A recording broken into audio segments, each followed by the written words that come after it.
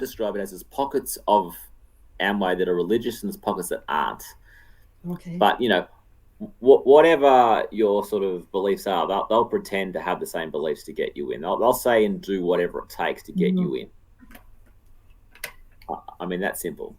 Yeah, that's the same as now too. It's like we were taught as we were prospecting people, if somebody was a bus driver, to go to your company's events and collect stories. And if somebody was on stage, this is the ideal scenario. They were a bus driver, they were only earning, $500 a month. Like they were just so poor. And then they got into network marketing and they started earning $50,000 a month. And then when you go prospect someone who is a bus driver, a hairdresser, a veterinarian, a restaurant owner, a taxi company owner, then you can have a story. And if you go to your company and they don't have one of these people that exactly match who you're trying to recruit, well, that's okay. Anybody in the entire multi-level marketing, any multi-level marketing company ever, throughout time, because we're also taught you can condense time, which means if it was 40 years ago and you heard a story from somebody else telling you about this taxi driver that decided to sign up with Amway and then made all this money, you could use that story, because you know what? Yes, it's not your company, but it's part of multi-level marketing, and we're all in this. We're all in this together. That's the kind of shit we were taught. Yeah, absolutely. Yeah. But yeah, it's interesting now with Dad, because Dad used to he'd be constantly sort of making fun of. I remember actually when I was learning to drive, the rule was that if I wanted to drive with a driving lesson, he'd be like, we'd have to listen to an Amway tape. So I'm normally a fairly calm person, but some of the arguments that used to take place in these driving lessons if you knew me, you wouldn't believe they were possible. But so we'd be listening to an Amway tape, and the guy would be talking about his negative loser brother or family member, and then they'd be explaining the reasons the loser negative thinker was giving for not joining, and Dads would be pointing and laughing at me, going, "That's you, and then he'd just be laughing and laughing and laughing. And this was like every single moment of me learning how to drive was him listening to an Amway tape and him like laughing hysterically. And comparing me with the dumb person who, questioned Amway and didn't join. And then the story was always that, the guy would prospect the family member, and then the ignorant, negative family member wouldn't join, and then he'd ride up to the guy's house in a Ferrari.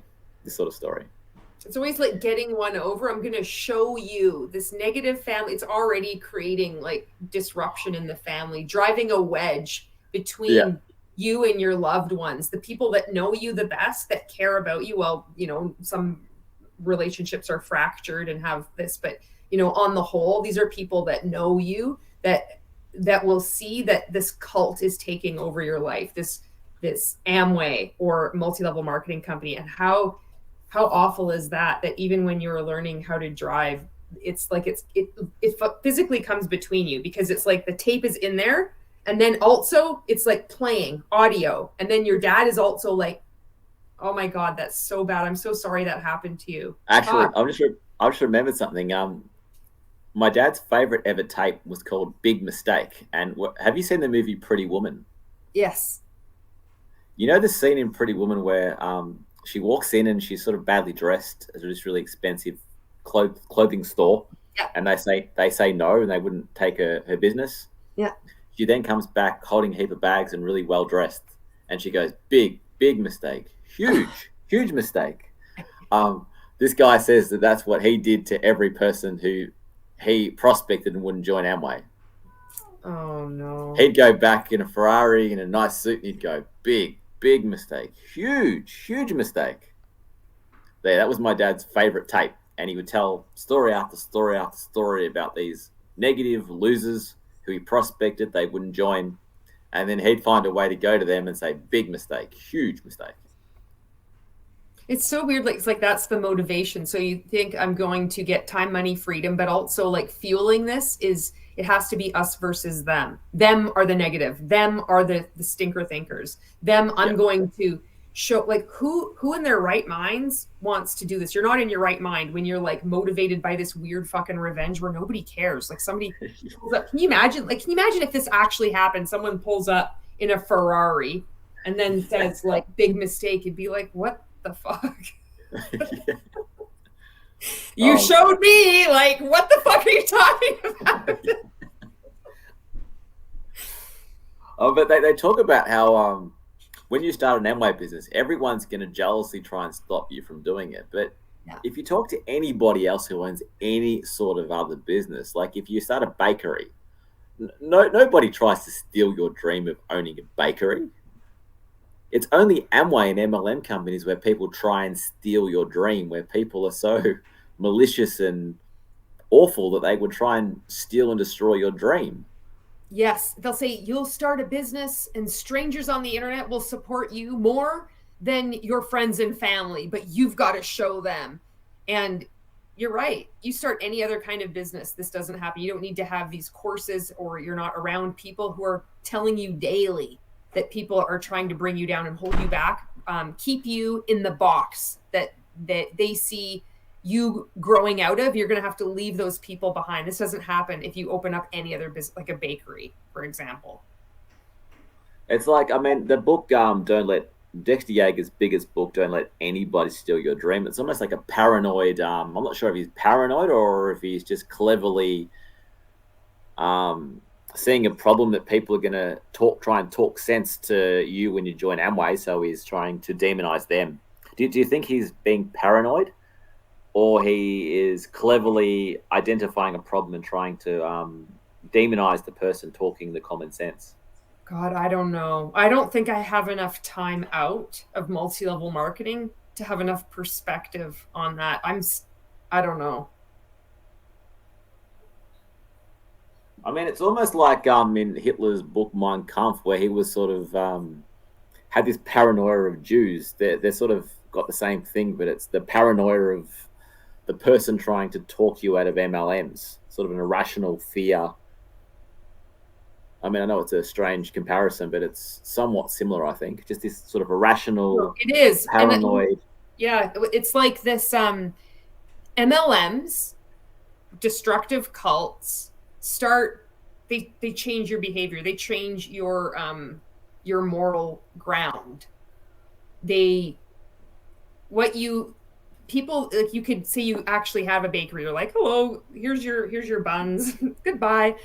You become an MLM, you start looking at people as the enemy. They're either somebody who you could recruit to their business, or they're negative. They're horrible. They're trying to hold you back. And it's really hard to find any gray area in that. You can't. It's like you might be kind of aware of it. You have to move about in the world where people are not wanting to support your business. Like your dad is going out all the time trying to recruit people. It's really hard. He's living in this world where he's not getting any results. He's getting the results that are expected because he's in a pyramid scheme, but he's having to interact with people, but they're like, everybody is negative. Every single person he talks to is fearful and judgmental. It doesn't make fucking sense. Marco is on here. He's Marco says, shout out Julie and Glenn. Marco.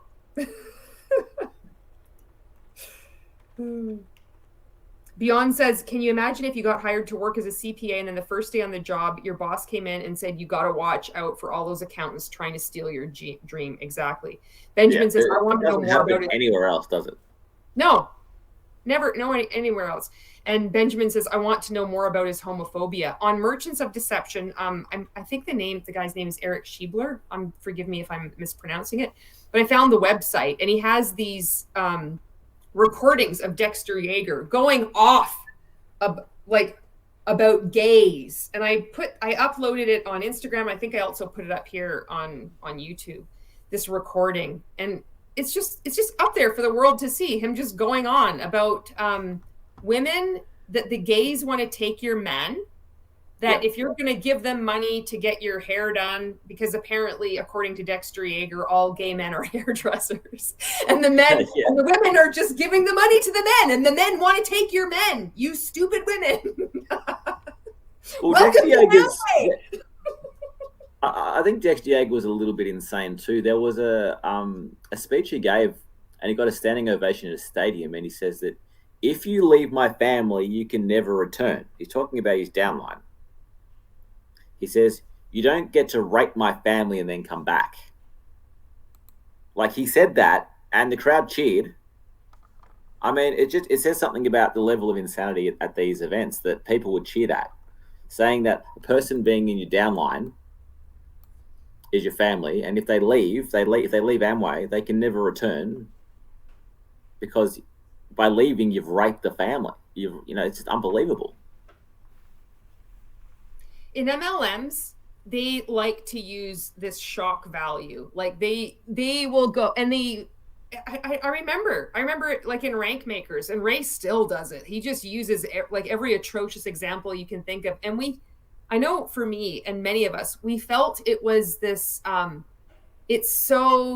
it's kind of like avant-garde, like, wow, like this is so emotionally powerful. It's so emotionally manipulative, but it's like, it's such a charge that you think like, this is never said out in the real, out there, but here we're exclusive, we're special, we can hear the real truth, the way that like the things that people don't want to talk about. It's so fucked up, but it is like when you get to these events and then or even if you're just online watching a video and people are speaking like this, I remember feeling that this totally made sense. I took notes, I did videos on this, I repeated this shit the same way. But it's also very well planned though, because Dexter Yager will say, he wouldn't say the thing about raping a family member and not being able to return to at a speech that was geared towards new people, possible prospects. He only says it to people that he knows are firmly in.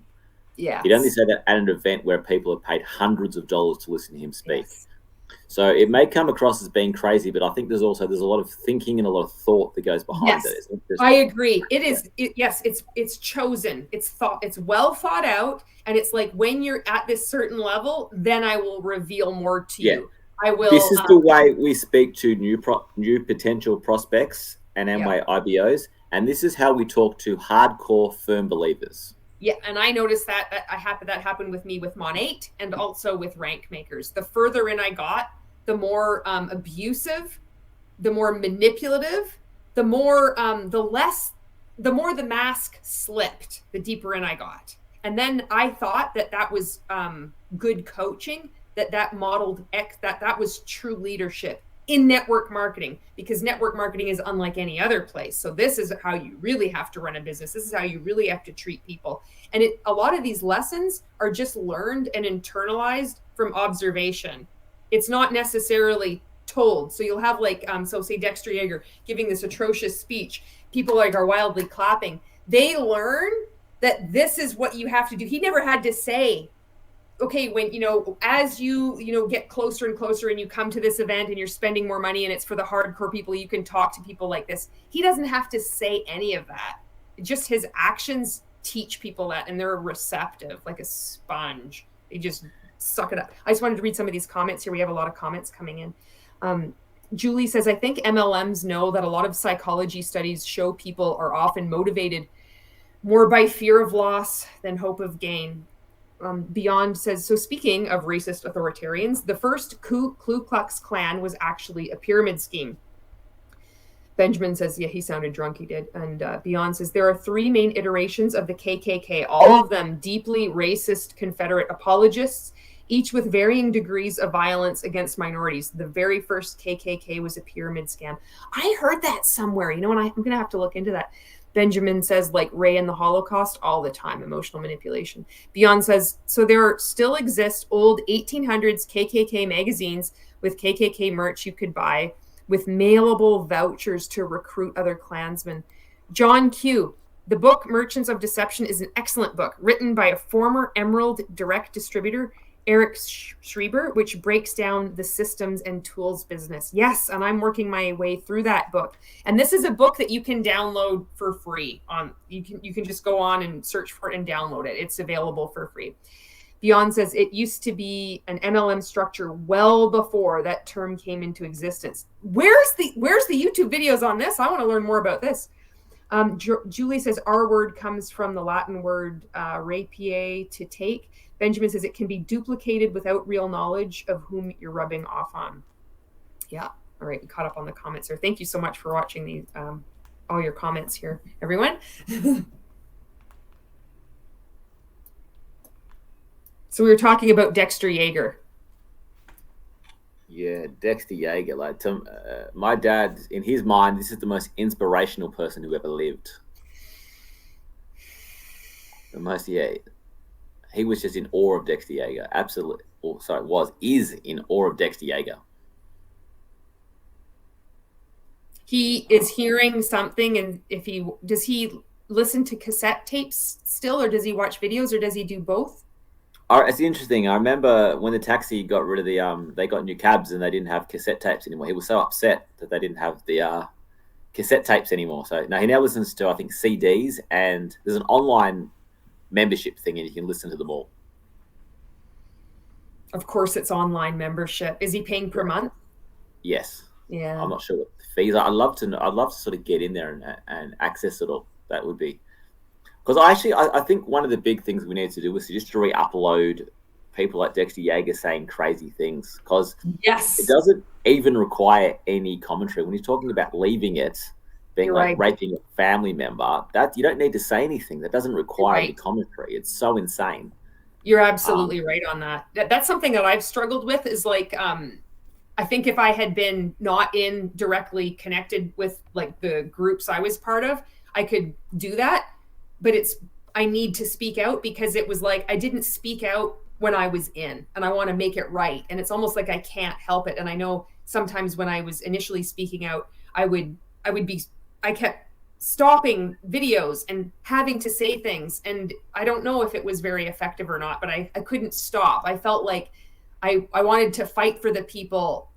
I wanted to fight for my friends. I wanted to not be as brainwashed as I was when I was in that. I wanted to like somehow go back in time and that this was my chance. But all of this is going on inside me and it's just like coming up. But you're right. A lot of this stuff doesn't require commentary. You upload it. and Just if anyone out there's got those Amway tapes or CDs, please send them to myself or Julie, or upload them yourself, because make no mistake about it, the Amway Corporation is very keen to have these recordings not on YouTube.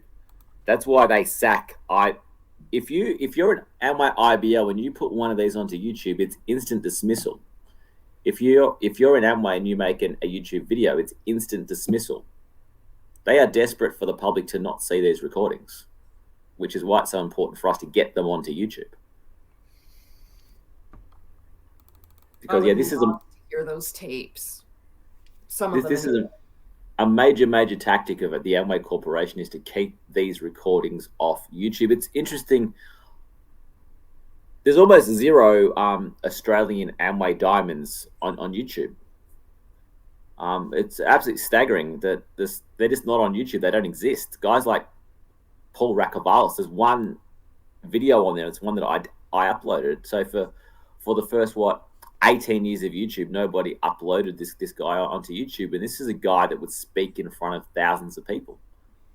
It's staggering. And then got these other companies with you got really small time leaders, and they're all over YouTube.